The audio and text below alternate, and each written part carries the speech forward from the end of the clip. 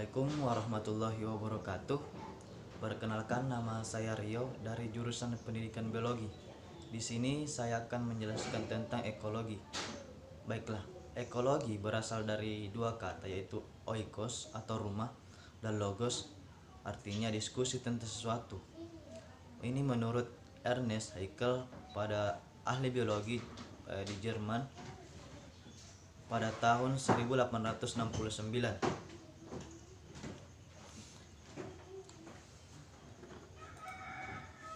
Ekologi dapat diartikan juga sebagai ilmu yang mempelajari hubungan timbal balik antara organisme dan lingkungannya.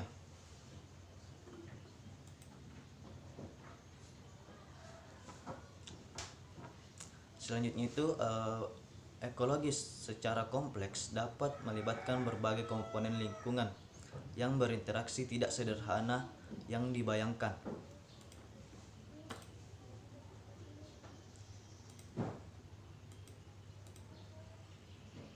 Selanjutnya itu mengenai spektrum biologi. Komponen spektrum biologi ini terbagi menjadi tiga, yaitu komponen biotik, komponen abiotik, dan biosistem. Spektrum biologi secara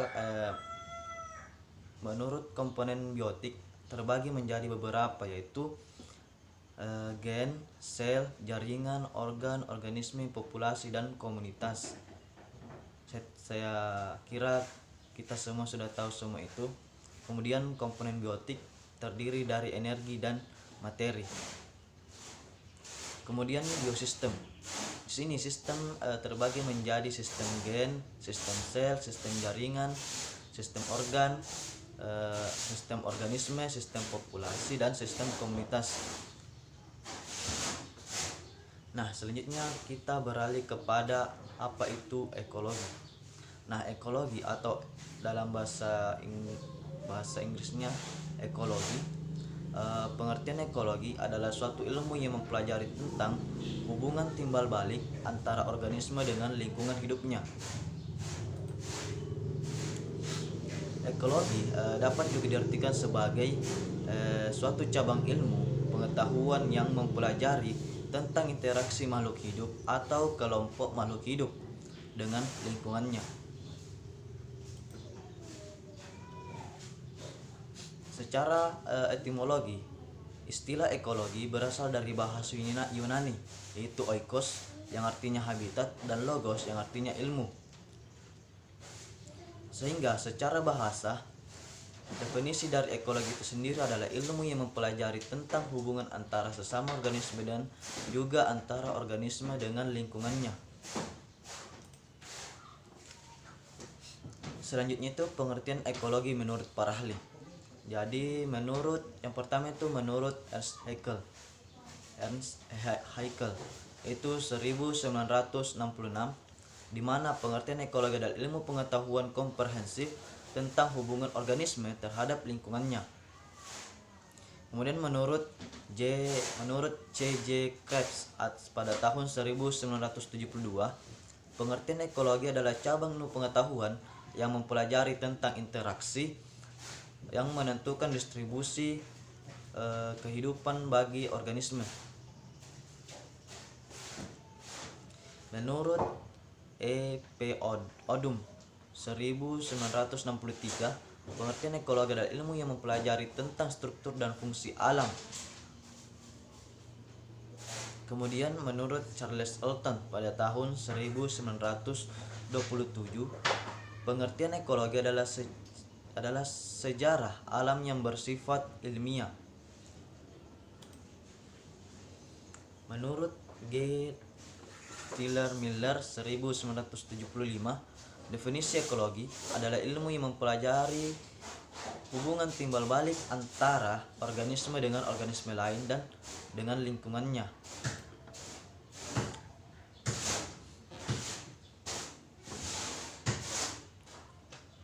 Selanjutnya itu ruang lingkup ekologi.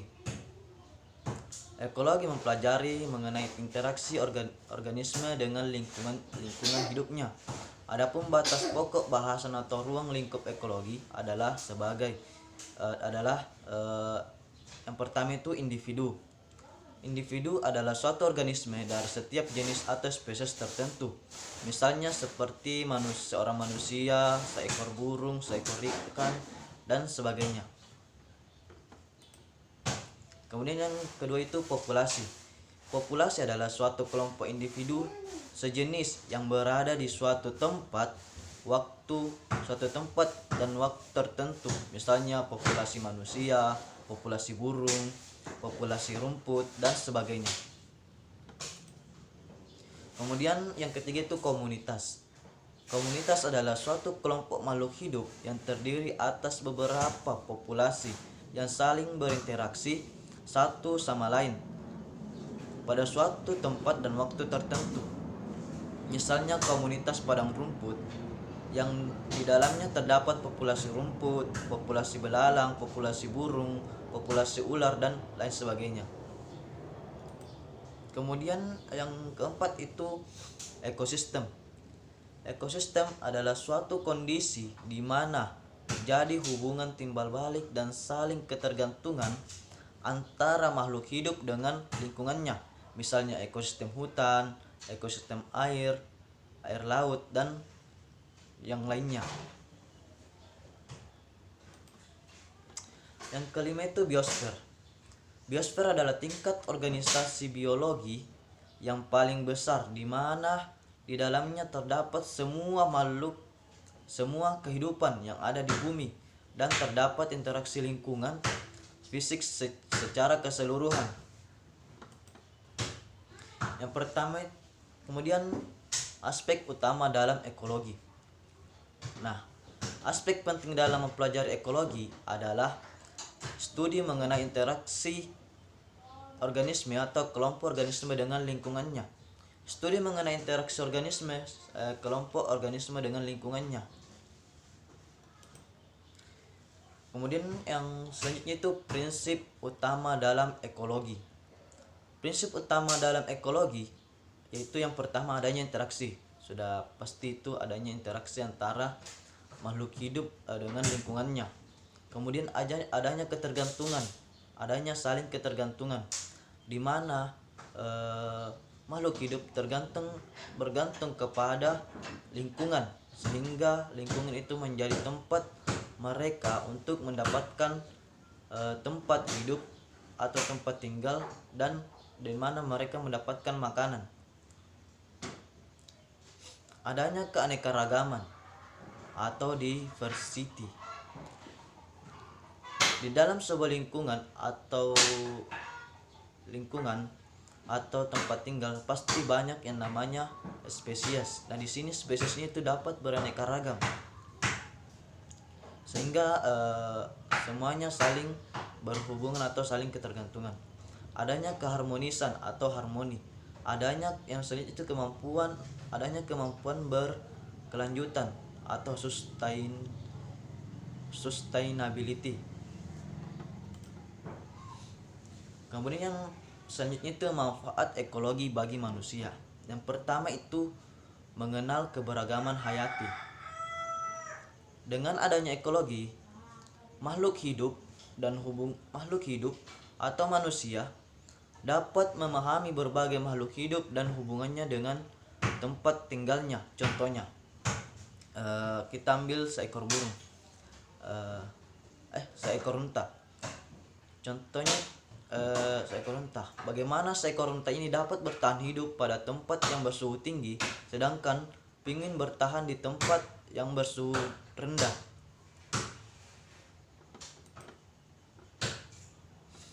Kemudian mengenal perilaku makhluk hidup. Ekologi dapat membantu manusia mengenal perilaku makhluk hidup lainnya yang bermanfaat bagi manusia. Misalnya, sistem sonar kapal selam yang diadaptasi dari hewan kelelawar dan lumba-lumba ternyata bermanfaat bagi manusia untuk menentukan suatu lokasi atau suatu tempat. Kemudian mengetahui peran manusia terhadap lingkungan, di mana ekologi dapat membantu manusia untuk mengetahui dampak produk yang dihasilkan manusia terhadap lingkungan. Misalnya, produk DDT yang ditujukan untuk memberantas hama ternyata mencemari lingkungan manusia dan organisme lainnya. Yang selanjutnya itu memetakan konsumsi pangan. Manusia dapat mengetahui struktur dan skala pangan setiap makhluk hidup. Misalnya, tumbuhan sebagai produsen, hewan herbivora sebagai konsumen tingkat 1, hewan karnivora sebagai konsumen tingkat 2, manusia sebagai konsumen tingkat 3, hewan pengurai dan hasil penguraiannya tersebut dikonsumsi oleh sebagai sumber energi. Yang kelima itu memecahkan masalah pertanian. Ekologi juga dapat membantu manusia dalam memecahkan masalah pertanian yang dihadapi oleh manusia itu sendiri. Misalnya, untuk menjaga kesuburan tanah dibutuhkan beberapa mikroba yang dapat menghasilkan nitrat dan amonium. Yang keenam itu memecahkan masalah energi. Ekologi dapat membantu manusia dalam memastikan ketersediaan energi untuk menunjang kehidupannya. Misalnya, penggunaan energi alternatif dari tenaga surya untuk menghasilkan energi listrik. Yang selanjutnya itu memecahkan masalah kesehatan. Nah, ekologi juga dapat membantu manusia dalam memecahkan masalah kesehatan yang dihadapi. Misalnya, mengetahui bahwa nyamuk Aedes aegypti adalah penyebab demam berdarah yang dapat diatasi dengan penanganan tertentu seperti menguras atau membuang genangan air sebagai tempat nyamuk bertelur.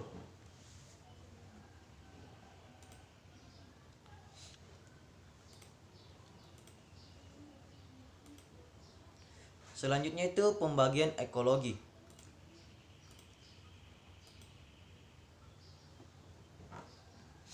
Pembagian ekologi menurut secara keilmuan terbagi menjadi dua, yaitu autekologi, yaitu ilmu yang mempelajari individu dalam hubungannya dengan lingkungan atau pendekatan fisiologi. Kemudian sinekologi, mempelajari kelompok individu sebagai suatu komunitas pengaruh lingkungan terhadap komposisi struktur vegetasi. Kemudian secara taksonomi, ekologi terbagi menjadi beberapa, yaitu manusia, hewan, tumbuhan, dan jasad klinik.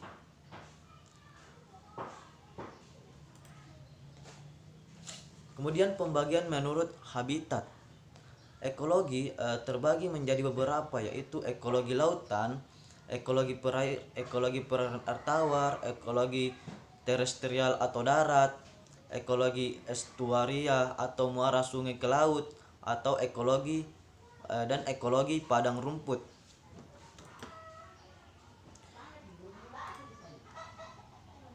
Pembagian menurut jenisnya, ekologi terbagi menjadi beberapa, yaitu ekologi tumbuhan, ekologi hewan yang lebih khususnya membahas tentang ekologi serangga, ekologi burung, ekologi ikan, dan selanjutnya itu ekologi mikroba.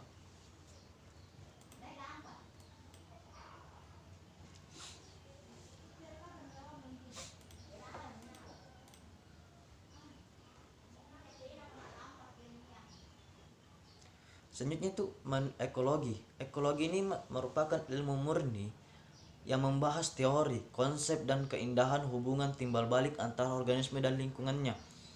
Kemudian ilmu lingkungan, adalah ilmu terapan, penerapan teori atau konsep dan kaidah ekologi dalam mengelola lingkungan.